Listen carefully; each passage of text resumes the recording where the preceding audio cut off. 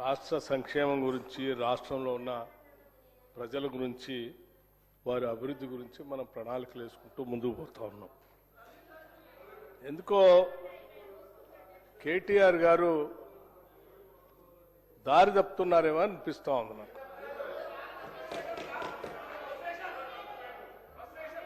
కేటీఆర్ గారు మహిళల గురించి మాట్లాడుతూ, సరే మీకు ఎట్లాగో మహిళల అభివృద్ధి గురించి కానీ వాళ్ళ సంక్షేమం గురించి ఎటువంటి ఆలోచన లేదు, ఉంటే గతంలోనే మీ ప్రభుత్వ హయాంలోనే చాలా సంవత్సరాలు ఆ కేబినెట్లో మంత్రులను కూడా మహిళలను కూడా తీసుకోలేము. మీరు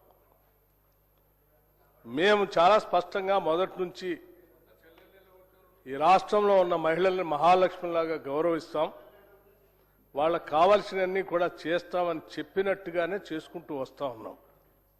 దాంట్లో భాగంగానే మహిళలకి ఆర్టీసీలో ఉచితంగా ప్రయాణం చేసే కార్యక్రమం కానీ, లేకపోతే ఇంకా ఒక అడుగు ముందుకు వేసి ఆనాటి కాంగ్రెస్ ప్రభుత్వాలు మొదలుపెట్టినటువంటి ఇందిరా క్రాంతి పథం, వడ్డీ లేని రుణాలు ఇవ్వాలనేటువంటి లక్ష్యంతో మొదలు పెడితే 10 సంవత్సరాలు మీరు అధికారంలో ఉండి వడ్డీ లేని రుణాలని, ఇందిరా క్రాంతి పథాన్ని, మహిళల అభ్యున్నతిని, వాళ్ళ కావలసినటువంటి స్వావలంబనని లేకపోతే సెల్ఫ్ రెస్పెక్ట్ని పూర్తిగా గాలికి వదిలేసి మీరు ఈ రాష్ట్రంలో ఏం చేశారో అందరికీ తెలుసు లెక్కలతో సహా. మేము వచ్చిన తర్వాత మా ముఖ్యమంత్రి గారు కానీ ఈ ప్రభుత్వం కానీ ఒక మాట చాలా స్పష్టంగా చెప్పాం. ఈ రాష్ట్రంలో ఉన్నటువంటి మహిళలు మన కుటుంబ ఆధారంగా ఉండేటువంటి ఈ సమాజంలో, రాష్ట్రంలో మహిళలందరికీ బాధ్యత ఆర్థికంగా నిలదొక్కుంటే ఆ కుటుంబం బాగుపడుతుంది, ఆ కుటుంబంలో ఉన్న పిల్లలను చదివిస్తారు, ఆ కుటుంబంలో ఉన్నటువంటి ఇతర సమస్యలపైన కూడా వాళ్ళు పోరాటం చేసి వచ్చినటువంటి ఆదాయాన్ని ఉపయోగించుకుంటారు.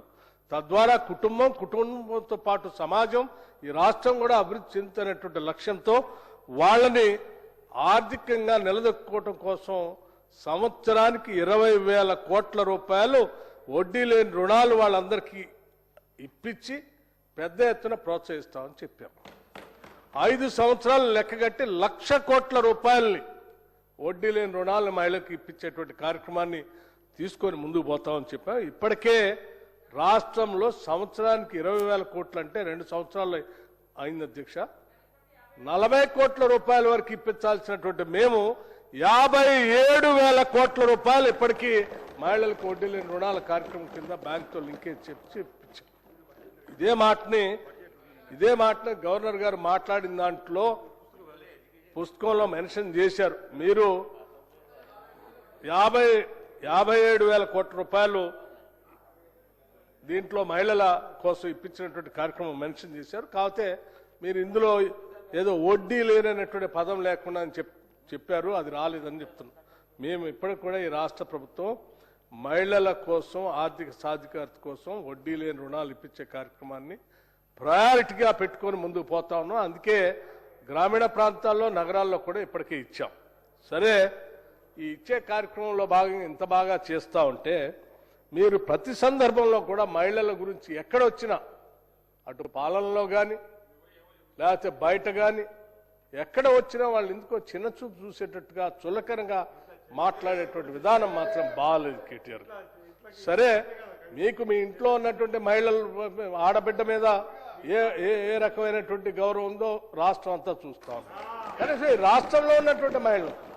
రాష్ట్రంలో ఉన్న మహిళలకైనా మనందరి బాధ్యత ఇది అధ్యక్ష. ఇప్పుడు సీతక్క గారు ఏం చెప్పారు, తరతరాలుగా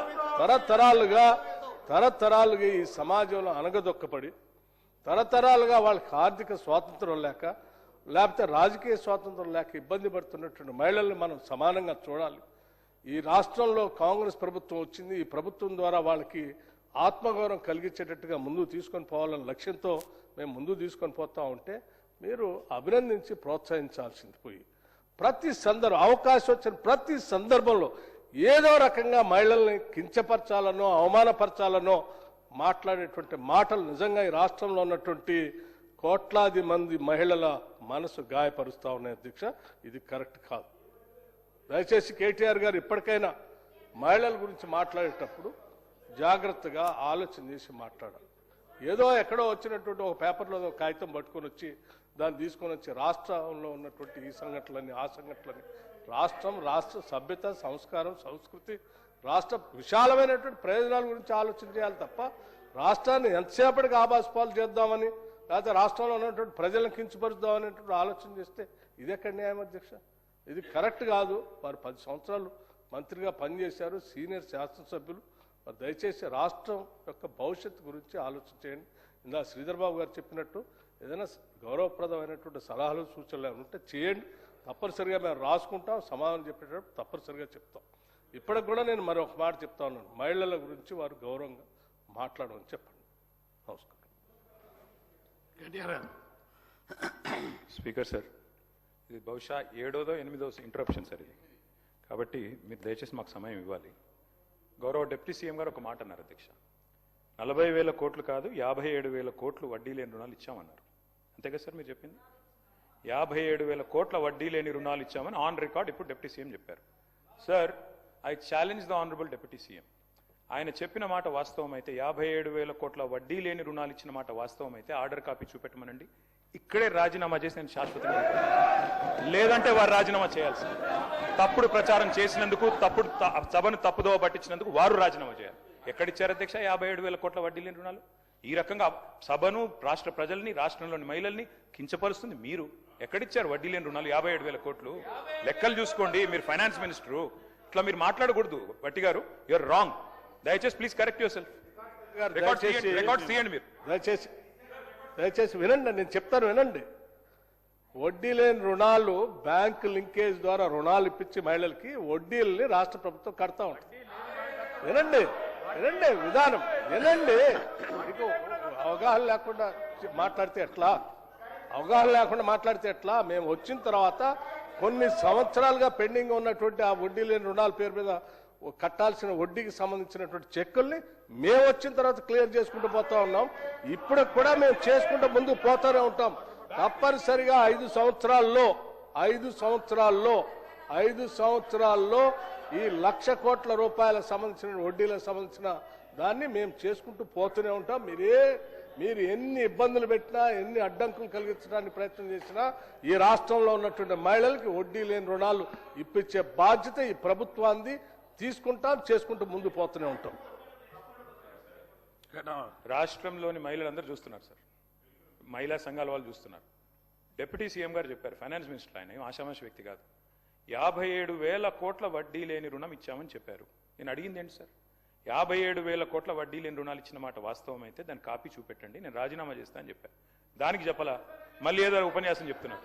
no, you're wrong deputy CM గారు. Please check with your officers. చూపెట్టండి, హౌస్ లో పెట్టండి, ఆర్డర్ కాపీ చూపెట్టండి, హౌస్ లో పెట్టండి. నెంబర్ 1. నెంబర్ 2 అధ్యక్ష నెంబర్ 2 నేను చెప్పేది అధ్యక్ష, మాకు గౌరవం ఉంది సార్. ఇది వీళ్ళు 10 ఏళ్లలో ఇచ్చిన 74,000 కోట్లు, కానీ దాన్ని కూడా వడ్డీ లేని రుణాలే అన్నారు. కానీ వీళ్ళే మహాన్ భావులు 5 లక్షలకు పరిమితం చేసి పెట్టారు. భవిష్యత్తులో మేము దాన్ని ఎక్స్టెన్షన్ చేస్తాం. ఇప్పుడు ప్రతి గ్రూపు 5 లక్షలు తీసుకుంటారు, కడుతున్నారు, 20 లక్షల దాకా కూడా తీసుకున్నారు. కాబట్టి అవన్నీ కలిపితే 54,000 కోట్ల రూపాయలు ఇప్పటి వరకు ఇచ్చినాం. 57,000 కోట్ల రూపాయలు ఇప్పటి వరకు ఇచ్చినాం. మేము ఇప్పటి వరకు ఇచ్చినాం వాళ్ళకు లోన్స్. అది స్త్రీనిధి ద్వారా ఇచ్చినాం, బ్యాంక్ లింకేజీల ద్వారా ఇచ్చినాం. దాంట్లో మేము ఇప్పటి వరకు వాళ్ళ వడ్డీ కట్టింది 1,121 కోట్ల రూపాయలు కట్టినాం. వాళ్ళు ఈ మధ్య కాలంలో ఇంకా తీసుకున్నారు. మీరే పెట్టారు బ్యారికేడ్స్, అవి కట్టలేదు. పైనుంచి 5 లక్షలు అని పెట్టారు. వీళ్ళే హరీష్ రావు గారే పెట్టారు. నిన్న మొత్తం తెలుసుకున్న డాటా అయినా పెట్టిండు. ఆడవాళ్ళకి ఎందుకు అలా ఇంతగానం లోన్స్ అని కండిషన్ పెట్టిండు. ఇప్పుడు మా ముఖ్యమంత్రి గారు ఒక బ్రాడ్ సంకల్పంతో 1,00,000 కోట్లు ఎవ్రీ ఇయర్ 20,000 crores ఇస్తామని ఇచ్చినాం. దాన్ని 20,000 కాదు, ఇప్పుడు ఈ 2 సంవత్సరాల లోపే 57,000 కోట్ల రూపాయలు వాళ్ళు తీసుకున్నారు. ఈ దేశంలో అత్యధికంగా బ్యాంక్ లింకేజీలు తీసుకుంటూ ప్రాంప్ట్ గా రీపేమెంట్ చేసేది కూడా తెలంగాణలో మన మహిళలే. 99% ఒక బ్యాక్వర్డ్ డిస్ట్రిక్ట్ మరి ఆదిలాబాద్ నుంచి కడుతున్నారు. ఓవరాల్ గా రాష్ట్రంలో 98% రీపేమెంట్ ప్రాంప్ట్ గా ఉంది కాబట్టి బ్యాంకర్స్ ఇస్తున్నారు. ఇక్కడ నుంచి వడ్డీ లేని మరి ఆ వడ్డీ కూడా మన ముఖ్యమంత్రి గారు, డిప్యూటీ ముఖ్యమంత్రి గారు ప్రాపర్ గా రిలీజ్ చేస్తున్నారు. మీరు 3,000 కోట్లయా కట్టకుండా ఎగ్గొట్టిపోయారు. అభయహస్తం డబ్బులు కూడా వాడుకున్నారు. మీరు మమ్మల్ని మీరు పోయి అడగండి, అక్కడెక్కడ మహిళల్ని మీ హయాంలో బాగా నడిచినాయా మహిళా సంఘాలు మా హయాంలో బాగా నడుస్తున్నాయా అడగండి. మీరు 10 ఏళ్లల్లా 74,000 కోట్ల రూపాయలు వడ్డీ లేని రుణాలను ఇచ్చిర్రు. మరి 74,000 కోట్లకి ఇచ్చిర్రా? అది పదం ఉంది, కానీ దాన్ని తగ్గించి 5 లక్షలకు లిమిటేషన్ చేసింది హరీష్ రావు గారే, ఆ రోజు ఫైనాన్స్ మినిస్టర్గా. కాబట్టి ఆ తప్పొప్పుకో. ఇప్పుడు మా ముఖ్యమంత్రి గారిని నేను ఇంకా కొంచెం వాళ్లకు ఎక్కువ వడ్డీ లేని రుణాలు వచ్చేటట్టుగా చేయడానికి నేను సిద్ధంగా ఉన్నా. కేటీఆర్ గారు, కేటీ రామారావు గారు చెప్పండి. మీరు మాట్లాడండి. కేటీ రామారావు గారు మాట్లాడండి. కేటీఆర్ గారు మాట్లాడండి. సార్ మా డిప్యూటీ లీడరు మాజీ ఫైనాన్స్ మినిస్టర్ వారి పేరు కేటీఆర్ గారు సార్ వారి పేరు తీసుకున్నారు. మాట్లాడండి. పేరు తీసుకున్నారు, అవకాశం ఇవ్వండి కేటీఆర్ సార్. గారు మాట్లాడండి. సార్ పేరు తీసుకున్నారు సార్, వారు మాజీ ఆర్థిక మంత్రి సార్. కేటీఆర్ గారు మాట్లాడుతున్నా. ఇప్పటికీ మీరు 40 నిమిషాలు మాట్లాడినారు. మంత్రులు 2 గంటలు మాట్లాడారు. లేలే, అవన్నీ తీసేసిన అధ్యక్ష, కూడా మీరు 40 నిమిషాలు మాట్లాడారు. స్పీకర్ మీరు సార్, ఇంకో 10 నిమిషాలు మాట్లాడితే మీ సబ్జెక్ట్ మాట్లాడితే మాట్లాడండి, లేకపోతే ఎవరు చెప్పండి. స్పీకర్ సార్, గవర్నర్ ప్రసంగం కంటే ఇంకా అతి ముఖ్యమైన పని ఏమైనా ఉందేమో నాకైతే తెలియదు అధ్యక్ష. 2 రోజులు చర్చ పెట్టారు, సబ్జెక్ట్ మంచిగా మాట్లాడండి. 12 దాకా నడపండి. ఇవాళ రాత్రి ముఖ్యమంత్రి గారు పోతే పోనీయండి ఢిల్లీకి, మనం మాట్లాడుకుందాం, తప్పేముంది. ఆయనకు ఢిల్లీలో పనులు ఉండొచ్చు, మనందరం ఇక్కడ కూర్చుందాం సార్.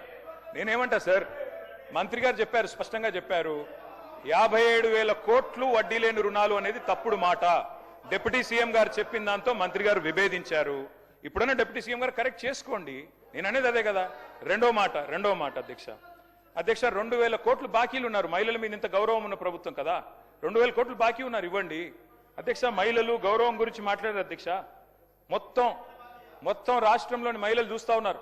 ఎప్పుడొస్తుంది 2,500, ఎప్పుడొస్తుంది 4,000 పెన్షను, ఎప్పుడొస్తుంది తులం బంగారము, ఎప్పుడొస్తాయి స్కూటీలు? మీరే కదా చెప్తిరి 100 రోజుల్లో 6 గ్యారంటీలను east Mann colour cinema చూపెట్టిందే Revanth Reddy గారు, భట్టి గారు. కాబట్టి అడుగుతున్నాం అధ్యక్ష, మాకు మహిళలంటే గౌరవం ఉంది కాబట్టే శ్రీమతి సోనియా గాంధీ గారిని మేము ఇక్కడ ధన్యవాదాలు చెప్పాం అధ్యక్ష. తెలంగాణ రాష్ట్రం ఏర్పడ్డ తర్వాత ఆనాటి ముఖ్యమంత్రిగా కేసీఆర్ గారు సోనియా గాంధీ గారికి మొదటి సమావేశాలను ధన్యవాదాలు చెప్పారు. మాకు గౌరవం ఉంది కాబట్టి ధన్యవాదాలు చెప్పాం. గౌరవం లేకపోతే మేము కూడా వేరే వాళ్ళకి బలిదేవత అనేటోళ్ళం మేము అనలేదు అధ్యక్ష.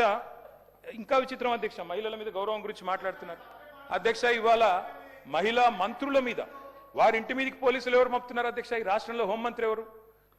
తుపాకీ తలకు పెట్టారని చెప్పి వారు ఓఎస్డీని ఇబ్బంది పెట్టింది ఎవరు? చివరికి ఆ మంత్రి గారు ఉన్నదే మాట్లాడుతున్నా, హోమ్ డిపార్ట్మెంట్ లేదా ఆయనలా? మీరు సబ్జెక్ట్ మాట్లాడండి. మీరు గవర్నర్ ప్రసంగం లేదా సబ్జెక్ట్ మాట్లాడండి. మిగతా విషయాలు ఎందుకు పోతున్నారు? సబ్జెక్ట్ మాట్లాడండి. సబ్జెక్టే మాట్లాడుతున్నా, నేను చెప్పలేదు ఇది. ఆ మంత్రి గారి కుటుంబ సభ్యురాలు చెప్పారు. ముఖ్యమంత్రి గారు కేటీఆర్ గారికి మరొకసారి సూచన ఇవ్వదలుచుకున్నాను సార్. గవర్నర్